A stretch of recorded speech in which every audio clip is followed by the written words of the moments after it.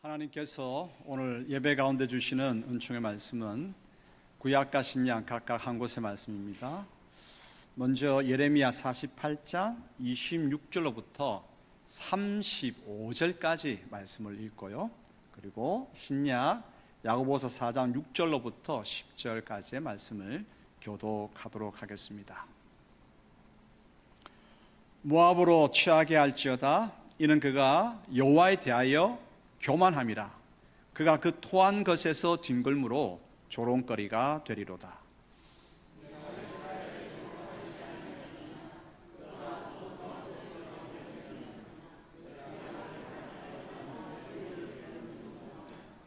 모압 주민들아, 너희는 성읍을 떠나 바위 사이에 살지어다. 출입문 어귀 가장자리에 깃들이는 비둘기같이 할지어다.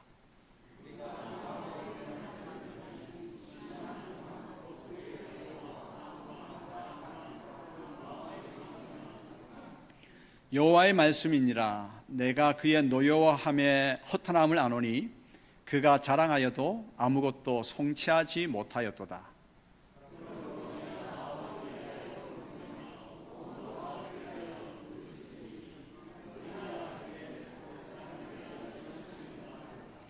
신마의 포도나무여, 너의 가지가 바다를 넘어 야셀 바다까지 뻗었더니 너희의 여름 과일과 포도 수확을 탈취하는 자가 나타났으니 내가 너를 위하여 울기를 야셀이 우는 것보다 더하리로다.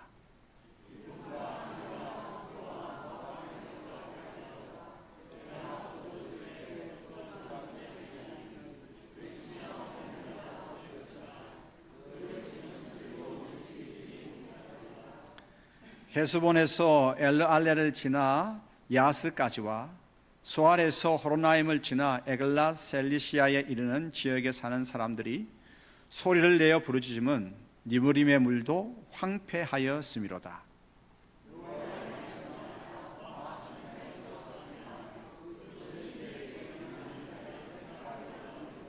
아멘. 야고보서 4장 6절의 말씀입니다. 그러나 더욱 큰 은혜를 주시나니 그러므로 일렀으되 하나님이 교만한 자를 물리치시고 겸손한 자에게 은혜를 주신다 하였느니라.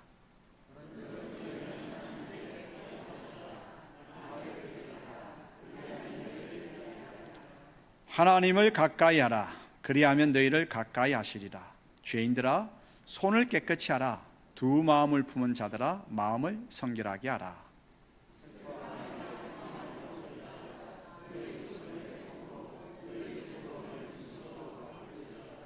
주 앞에서 낮추라. 그리하면 주께서 너희를 높이시리라.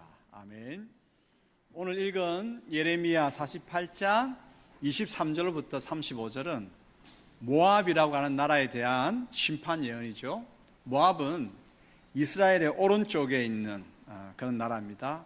그 근원을 따지고 보면 모압은 아브라함의 조카 롯의 후손이 세운 나라로서 이스라엘과는 친척 관계에 해당됩니다. 그렇다면 어려울 때 서로 위로하고 도와주는 것이 당연하겠죠. 그런데 모압은 친척 국가인 이스라엘에 대해 어떻게 하였을까요? 이스라엘은 북쪽 나라와 남쪽 애굽을 오가는 큰 길이 있었습니다.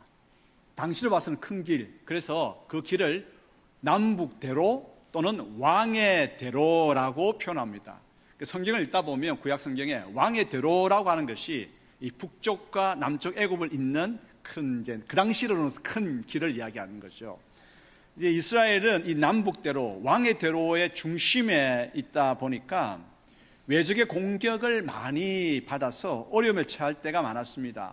반면에 모압은 이스라엘의 우편에 있었습니다. 그래서 남북대로에서 많이 벗어나 있는 곳에 위치했기 때문에 침공을 받는 경우가 적었습니다.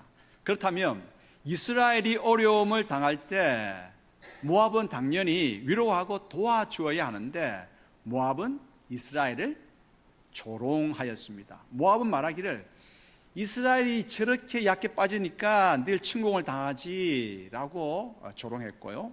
자기는 능란한 용사이기 때문에 침략을 당하지 않는다고 으스되었습니다.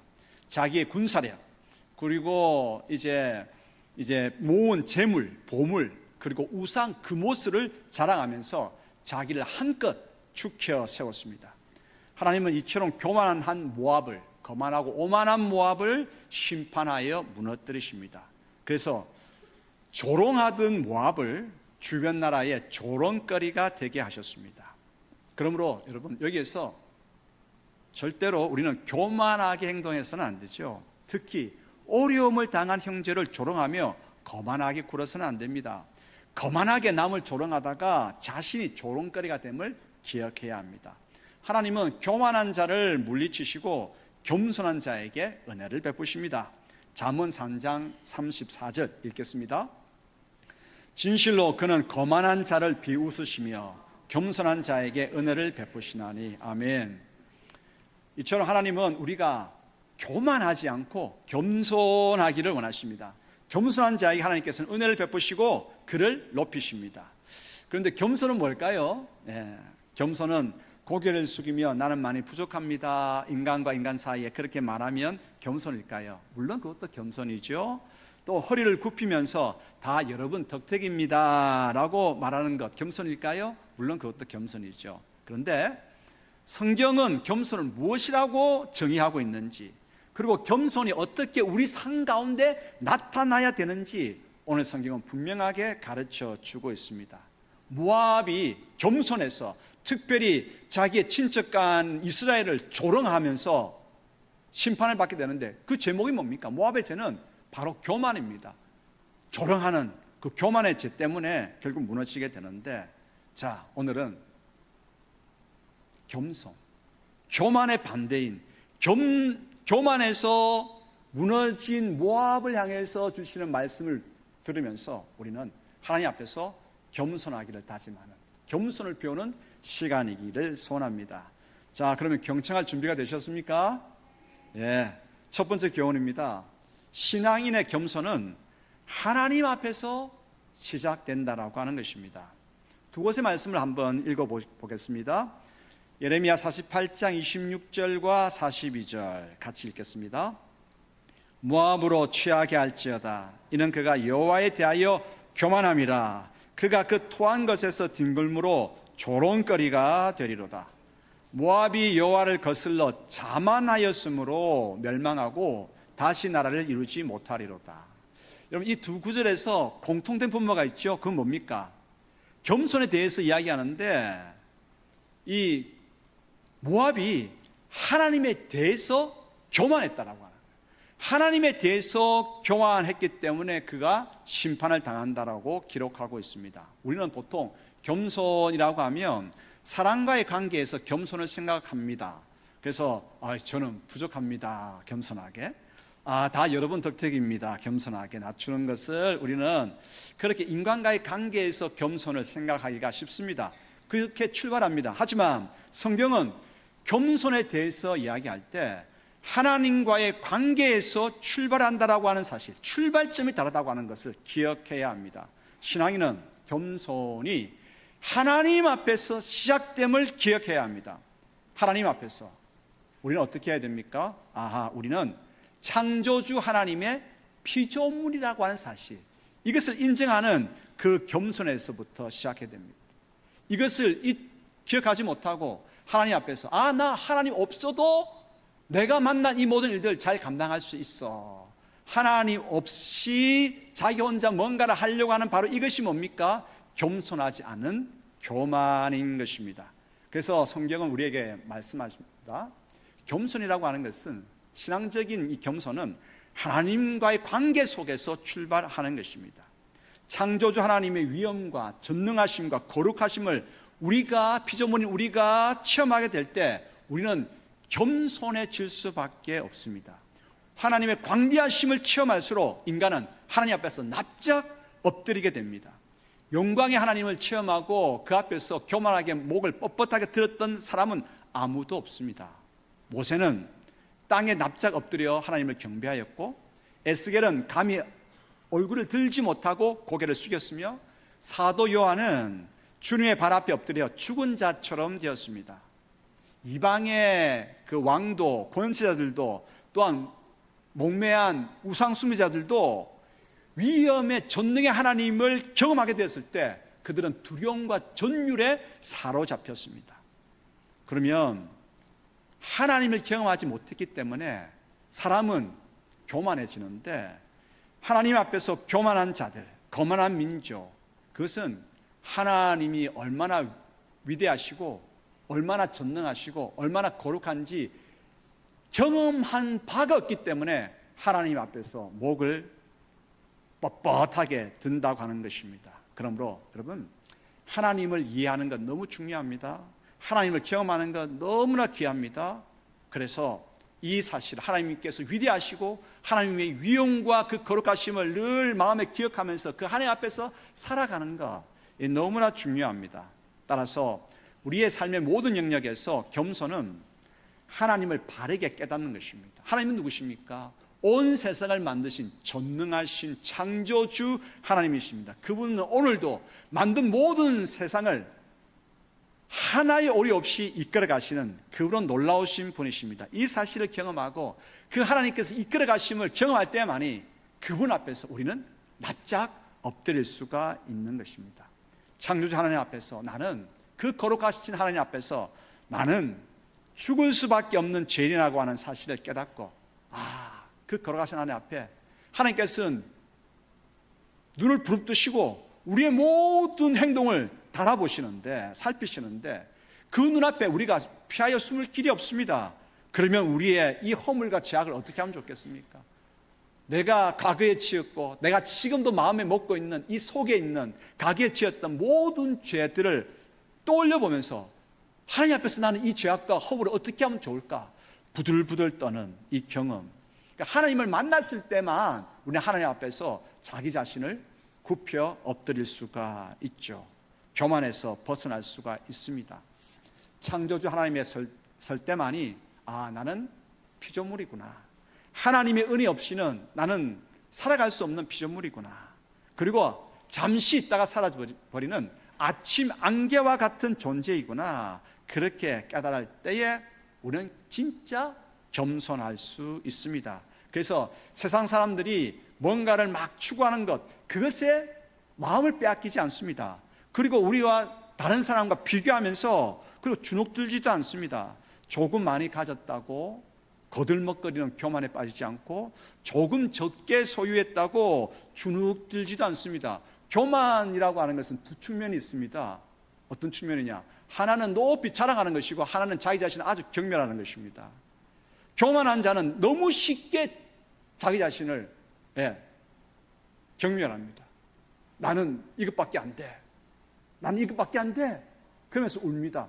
그리고 교만한 자는 너무 쉽게 내 밭이, 내가 이런 사람이야 라고 자기를 주장합니다. 하지만 우리가 하나님 앞에서, 우리는 하나님의 창조주이고 우리 창조주 하나님의 피조물이고 하나님은 우리의 창조주이심을 기억할 때에 오늘도 하나님께서 입히시고 먹이시면 우리는 살아갈 힘이 있고 오늘도 우리가 만나는 모든 일들을 참으로 복되게 헤쳐나갈 수 있어 자신감을 가질 수 있거든요. 그러므로 겸손한 자만이 평정심을 유지할 수 있습니다.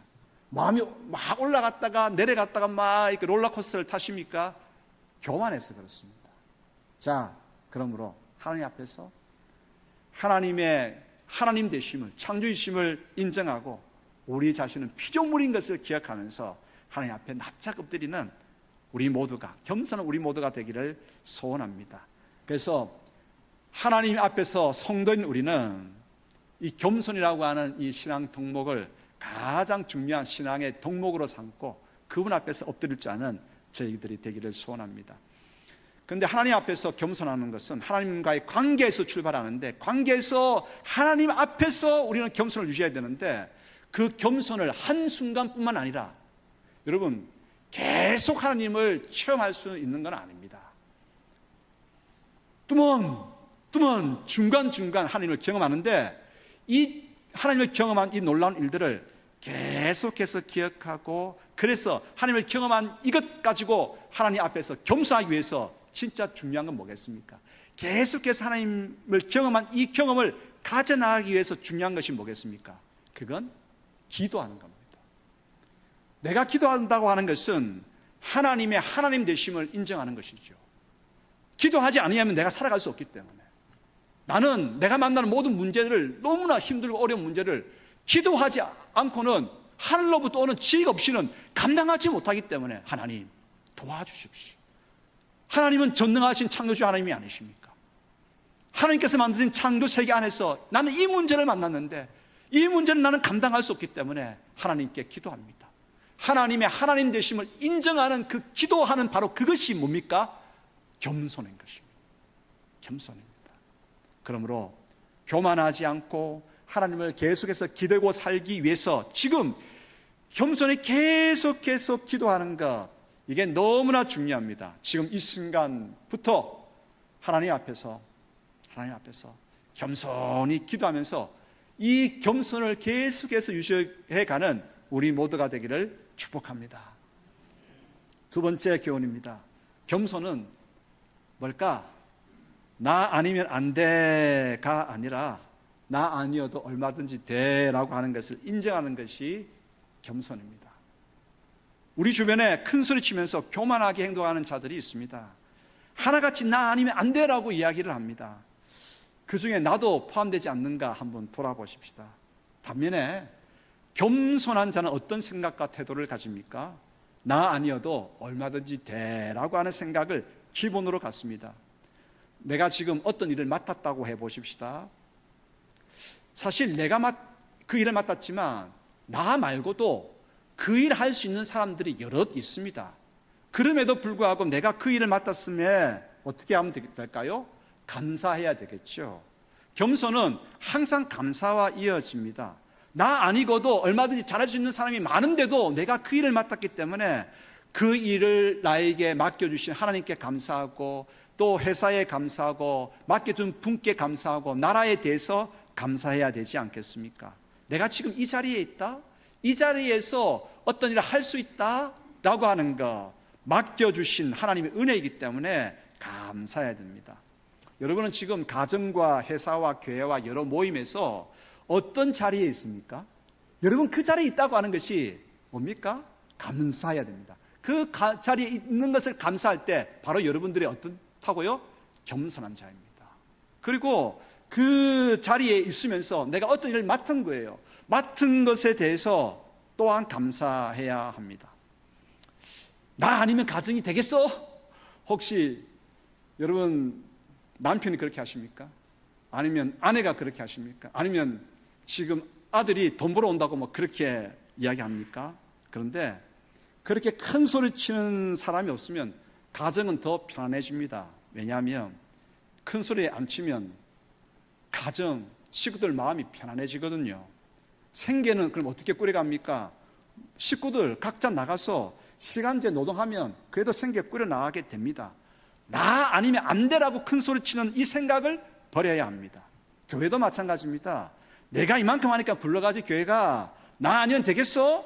저걸 이리라고 해? 라고 말하는 큰 소리 치는 사람 없어야 합니다. 그 큰 소리 치는 사람 없으면 교회는 더 부흥합니다. 나 아니어도 얼마든지 할 수 있는데 나같이 뛰어나지 않은 사람, 평범한 사람 하나님께서 세워주시니 감사합니다. 여러분, 나 아니어도 얼마든지 됩니다. 그런데도 내가 그 자리에 있고 그 일을 맡았으니까 감사하는 것입니다. 그렇게 하십시다.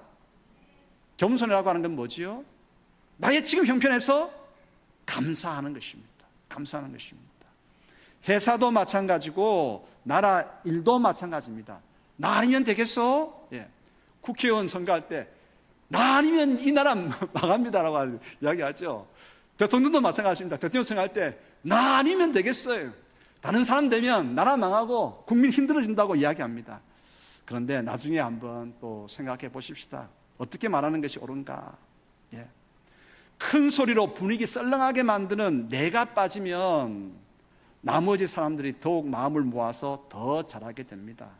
나 아니면 되겠어 라고 고함치는 나 아니라도 세상은 굴러갑니다. 그러므로 나 아니어도 잘할 수 있는 사람이 많음을 인정하십시다. 그런데도 내가 그 일을 맡았고 그 일을 할 수 있으면 하나님께서 지금 나에게 그래도 그 일을 할 수 있도록 지혜와 능력을 주셨기 때문입니다. 사람들이 어떻게든 우리에게 그 일을 맡겼다라고 하는 것은 우리 속에 그 일을 맡을 만한 뭐가 있기 때문에, 지혜가 있기 때문에, 나름 능력이 있기 때문에. 근데 이걸 누가 주셨어요? 이건 내가 열심히 공부해서, 내가 열심히 노력해서 얻은 것이지, 물론 우리의 노력도 필요합니다. 그러나 하나님께서 우리에게 주신 것입니다. 그럼 겸손이라고 하는 것은 어디서 출발한다고요? 하나님과 나 사이의 관계에서 출발하는 것입니다. 하나님께서, 창조자 하나님께서 나에게 주셨기 때문에 그 일을 할 수 있는 그 자리에 설 수 있고 감당할 수 있는 지혜도 있게 되는 것이죠. 그런데 보니까 나 말고도 그 일을 할 수 있는 사람들이 있더란 말이죠. 그런데도 나에게 맡겨줬으니까 감사하고, 그러니까 더 잘하고자 하는 다짐을 하게 되는 것입니다. 그러므로 기회를 주신 하나님, 능력을 주신 하나님께 맡겨준 분과 회사와 교회와 나라에 대해서 감사하십시다. 감사는 항상 나 아니어도 잘할 수 있는 사람 많은데, 잘 굴러갈 수 있는데 내가 이렇게 맡게 되었으니까 감사하다, 최선을 다해야지. 겸손은 항상 감사와 이어집니다. 나 아니어도 감당할 수 있는 사람 많은데 맡겨주시니 감사하고, 그를 감당한 능력과 지혜 주신 것에 감사하고, 그래서 겸손하게 생각하고 행동하고 감사로 열매 맺는 모두가 되기를 축복합니다. 세 번째 교훈입니다. 겸손은 하나님을 자랑합니다. 우리가 늘 이제 많이 듣고 우리 또 많이 말하는 가운데 모든 영광 하나님께, 하나님께 영광을 올려드리는 것, 이게 너무 중요합니다. 하나님께 영광 올려드리는 건 뭡니까?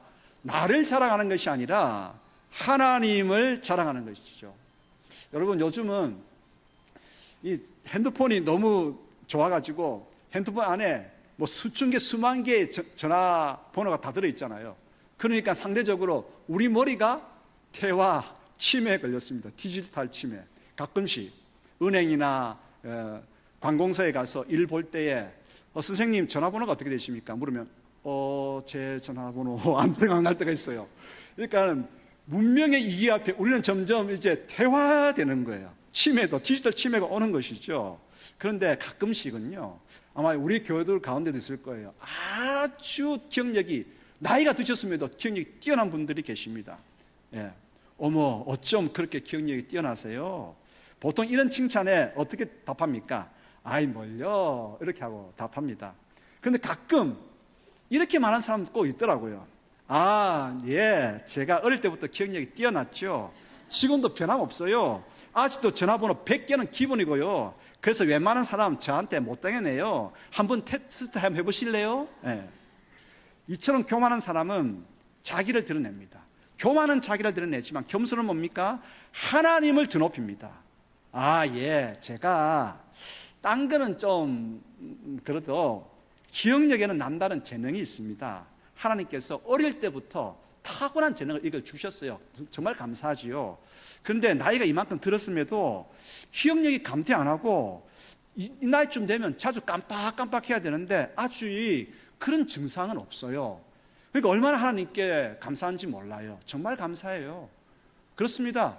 그렇죠. 교만은 자기 자신을 드러내기 바쁘지만 겸손은 하나님을 자랑하는 것입니다. 그래서 겸손, 하나님과의 관계 속에서 출발합니다. 하나님께서 오늘 재능을 주셨고 하나님께서 이 재능을 유지할 수 있는 은혜를 주셨기 때문에 겸손한 자는 어떻게 합니까? 그 하나님과의 관계 속에서 하나님을 드높이고 하나님을 자랑하고 하나님을 기뻐하고 하나님으로 만족하는 것입니다. 겸손한 것입니다. 이것이. 그래서 우리는 무슨 일을 하든지 그 일을 하기 전에 어떻게 하자고요? 하나님께 기도하는 것입니다. 기도하는 것이 하나님 되는 것을 인정하는 것이고, 나는 피조물인 것을 인정하고 하나님 없이는 나는 아무것도 할 수 없다라고 하는 것을, 피조물인 것을 겸손하게 인정하면서 하나님께 의지하면서 나아갈 수 있거든요. 그리고 이를 훌륭하게 마친 뒤에는 하나님께서 그렇게 하셨습니다라고 하나님께 영광을, 공로를 올려드려야 되죠. 베드로전서 4장 11절 읽겠습니다. 만일 누가 말하려면 하나님의 말씀을 하는 것 같이 하고 누가 봉사하려면 하나님이 공급하시는 힘으로 하는 것 같이 하라. 이는 범사에 예수 그리스도로 말미암아 하나님이 영광 받으시게 하려 함이니. 아멘. 그러면 우리가 주님의 일을 할 때, 주님의 일뿐만 아니라 모든 일을 할 때 당신이 어떻게 그렇게 열심히 잘할 수 있습니까? 예. 하나님께서 힘주셨고, 하나님께서 기회를 주셨고, 하나님께서 저뿐만 아니라 좋은 사람들을 붙여주셔서 이렇게 일을 할 수 있었습니다. 오늘 요즘 우리 찬양대가 참 곱게 하나님께 찬양하려고 애를 많이 써요. 예전에는 그냥 지르기에 바빴다고 한다면 요즘은 곱게 하려고 애를 많이 쓰는 게 보여요. 김성 지휘자께서 애를 많이 쓰십니다. 그죠? 내가 말이지, 죄송합니다. 내가 말이지, 내가 곱게 하려고 얼마나 애쓴 줄 알아가 아니라 하나님, 그리고 성도님들께 제가 참 감사한 것은 이렇게 좋은 따라주려고 하는 찬양대원이 있어서 너무 감사해요. 겸손이라고 하는 것이 뭡니까? 겸손이라고 하는 것은 나를 드리는 것이 아니라 하나님을 자랑하는 것입니다. 이러한 사람들을 붙여주신 것, 이러한 기회를 주신 것, 이렇게 감당할 수 있는 능력이 나에게 있는 것, 하나님 덕택입니다. 모든 것이 하나님의 덕택입니다. 라고 하는 것이죠. 그래서 이제 앞으로 우리는 이렇게 이야기하십시다. 주님께서 주시는 힘과 지혜로 합니다. 옆에 있는 분들하고 한번 이야기하십시다. 시작.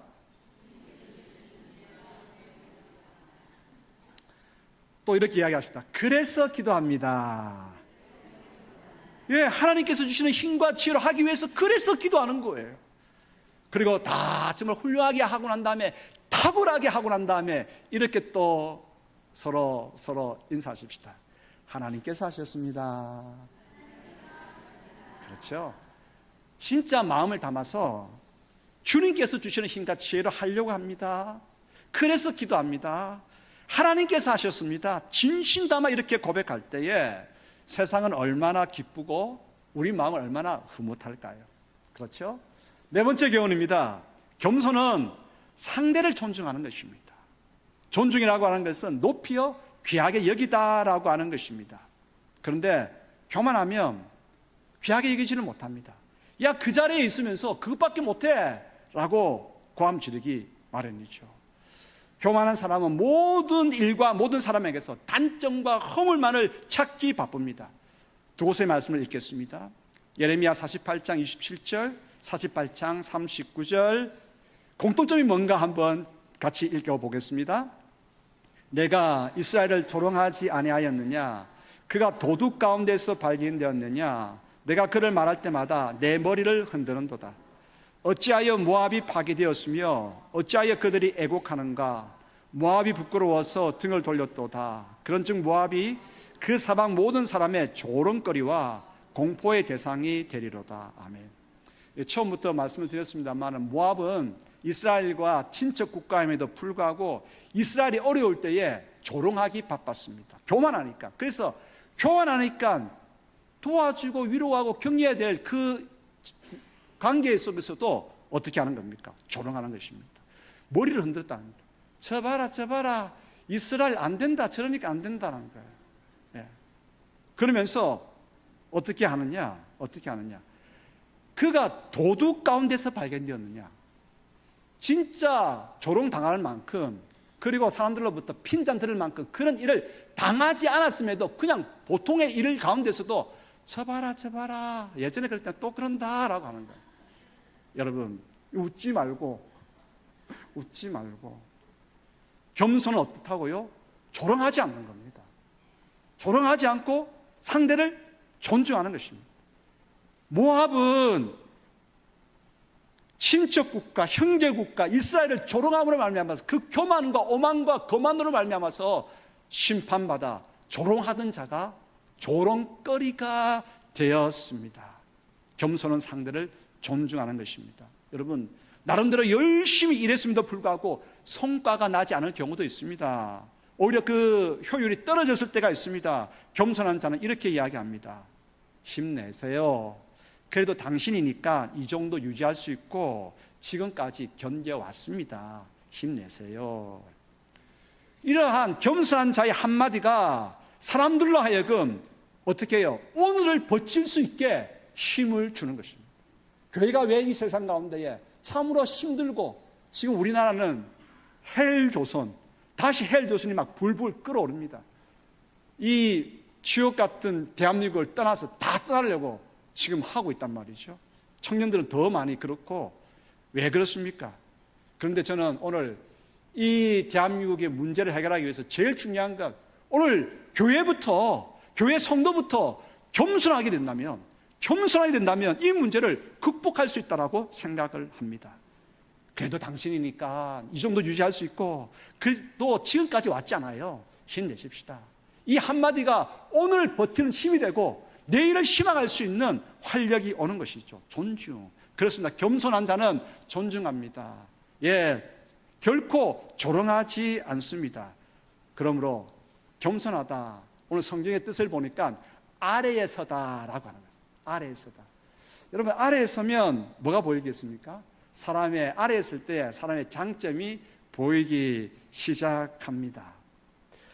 빌립보서 2장 3절에 보니까 오직 겸손한 마음으로 각각 자기보다 남을 낮게 여기고 라고 하는 거예요. 아래에서 보니까 저 사람 참 힘들겠구나, 아래에서 보니까 참 저 사람 참 애써 왔구나 라고 인정하게 되는 것이죠. 겸손하십시다. 겸손하면 아래에 서서 보게 됩니다.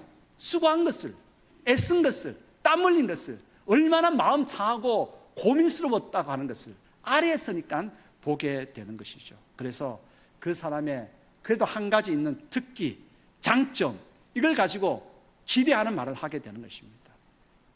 그래도 당신은 탁월한 면은 없다 할지라도 성실한 것이 당신의 장점이에요. 앞으로 잘 될 것입니다. 겸손은 상대를 존중하는 것이고, 조롱하지 않고 기대를 가지고 칭찬하는 것이 바로 겸손입니다. 오늘 우리 모두가 이러할 수 있게 되기를 소원합니다. 한 영화가 이제 끝났습니다.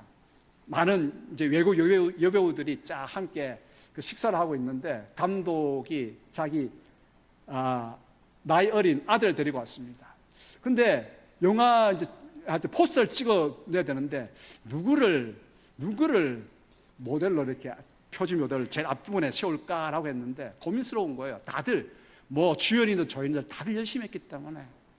그런데 그 아들이 이야기하는 거예요. 아빠, 저 아줌마 콧구멍이 예뻐.